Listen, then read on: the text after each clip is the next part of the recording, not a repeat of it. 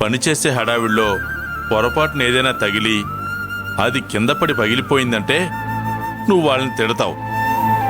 తర్వాత వాళ్ళు బాధపడి తిట్టినందుకు నువ్వు బాధపడి ఇదంతా ఎందుకు చెప్పు?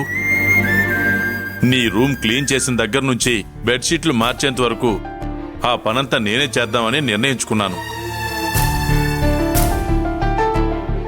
నానా, అవి కింద పెట్టండి. ఎందుకు రాజా? ఈ రోజు నుంచి మీరు ఈ పనులు చేయకండి.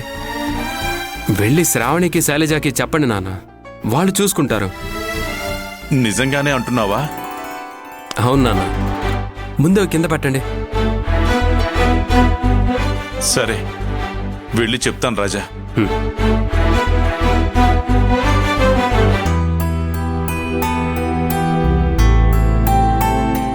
అవునానమ్మా, చాలా బాగుంది. అవునా? అవును. హా. ఏంట్రా అలా వెళ్ళి ఇలా వచ్చేసావు?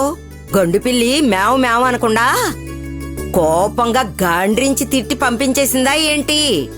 లేదమ్మా, మీరీ పనులన్నీ ఎందుకు చేస్తున్నారు నాన్న? వెళ్ళి శ్రావణి శైలజాలకు చెప్పండి, వాళ్ళు చేస్తారు అని నన్ను పంపించాడమ్మా. నేను విన్నది నిజమేనా? నిజంగా అది అద్భుతానికే అద్భుతం. అవునానమ్మా.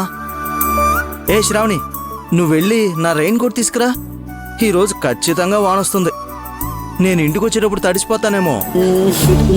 కార్తీక్, ఈ అధిక ప్రసంగమే వద్దని చెప్పేది. ఏం మాట్లాడుకు. శ్రావణి, నువ్వు వెళ్ళి.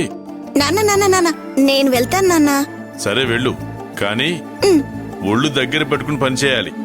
పొరపాటును కూడా ఏది పగలగొట్టకూడదు. సరే నాన్న.